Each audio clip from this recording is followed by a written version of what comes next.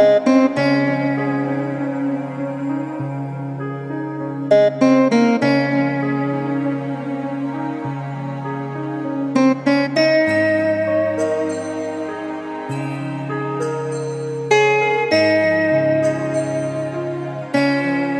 কলকাতা। আমরা চলে এসেছি কাশী বোস লেনে, কাশী বোস দুর্গোৎসবে। চাইনা হতে উমা ছিল গত বছরের থিম।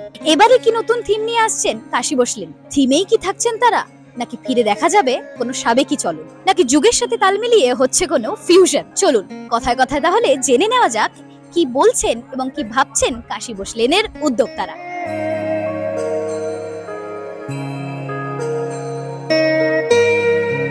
দাদা, আপনার নামটা একবার বলুন। আমার নাম রিতম ঘোষ। আপনি এখানে কোন পদে আছেন? আমি কাশী বোস লেন দুর্গাপুজো সমিতির সাধারণ সদস্য।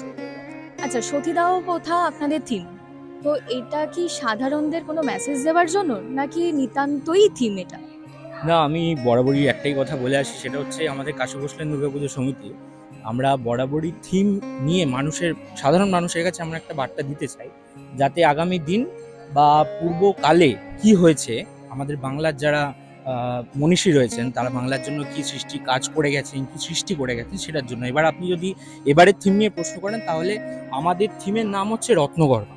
রত্নগর্ভা বলতে আমরা এই মুহূর্তে আমরা দেখতে পাচ্ছি যে আমাদের ডান পাশে ঈশ্বরচন্দ্র বিদ্যাসাগর মহাশয় এবং বাম পাশে রয়েছেন রাজা রামমোহন রায়, পেছনেও রয়েছেন রাজা রামমোহন রায়। আমাদের এই বাংলার দুই রত্ন হচ্ছে রাজা রামমোহন রায় এবং ঈশ্বরচন্দ্র বিদ্যাসাগর। থিম বনাম সাবেকিয়ানা, আমরা দেখে এসেছি যে কাশী বোস লেন থিমের ওপর কাজ করে।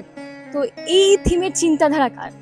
এই থিমের চিন্তাধারা হচ্ছেন আমাদের শিল্পী রিন্টু দাসের।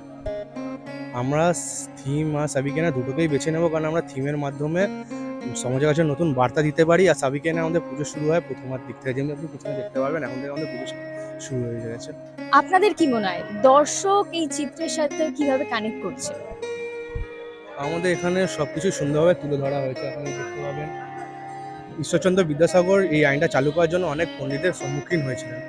তাদের চিন্তাভাবনা, তিনি যে গীতা বা অন্যান্য শ্লোক গ্রন্থ থেকে যে প্রমাণ করেছেন যে একটা মহিলা একবার না অনেকবারই বিয়ে হতে পারে, সেটা কোনো আমাদের এতে লেখা নেই। সেগুলো আপনি দেখতে পাবেন কাজের মধ্যে খোদাই করে সংস্কৃত ভাষায় লেখা আছে, যেটাকে আমরা বাংলা রূপে তুলে ধরেছি। আচ্ছা, তাহলে পরবর্তীতে কি আমরা অন্যরকম কিছু দেখতে পাবো? কাশী বোস লেন বরাবরই চমক দিয়ে আসছে, আগামী দিনে আরো ভালো কিছু চমক দেবে এই আশায় আমরাও রয়েছি, আপনাদেরকেও থাকতে বললাম। বাকি পুজো তো এখন সবে শুরু হয়েছে, আগামী বছরটা আগামী দিন দেখা যাবে। বিচার পেলে উৎসব হোক, এটা নিয়ে আপনি কি বলবেন?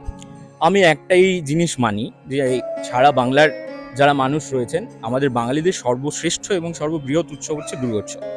আর এই দুর্গোৎসব শুধুমাত্র সাধারণ মানুষের মজা করার জন্য, উৎসব করার জন্য নয়। এখানে যাদের রুজি রোজগার জড়িয়ে আছে, যে সমস্ত মানুষ গ্রাম বাংলা থেকে আসছে, এখানে এসে গোটা দিন 10-15 থাকছে, নিজেদেরকে রোজগার করে নিয়ে গিয়ে নিজের সংসারের দুমুঠো অন্ন তুলে দেওয়ার জন্য, এই পুজোটা তাদের জন্য।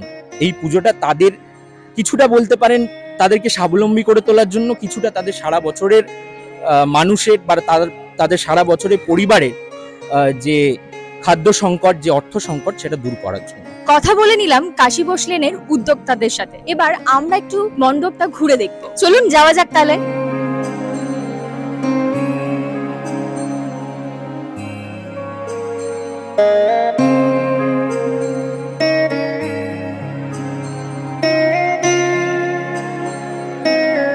এগুলো সব এমব্রয়ডার্ড আছে, হাতে করে সেলাই করা। আর যাদের মানে অনেক নারী আছেন যাদেরকে আমরা এখানে তুলে ধরতে পারিনি, সেই ওপরে এইখানে এমনি অ্যাবস্ট্রাক্ট ফেসেস আছে, তো তাদের ট্রিবিউট জানানোর জন্য, যারা এখানে উপস্থিত নেই তাদের ট্রিবিউট জানানোর জন্য ওপরে অ্যাবস্ট্রাক্ট ফেস করা হয়েছে। আর ওপরে এইটা লোটাসের কোর আছে, লোটাসের কোরটা সিগনিফাই করছে যে কোরের ভেতর সিডস থাকে, তো ভবিষ্যতে আরও এরকম রত্নগর্ভা জন্ম নিতে পারে, সেটাই বোঝানো হয়েছে। তো মা এইসব দেখে খুব খুশি হয়েছে।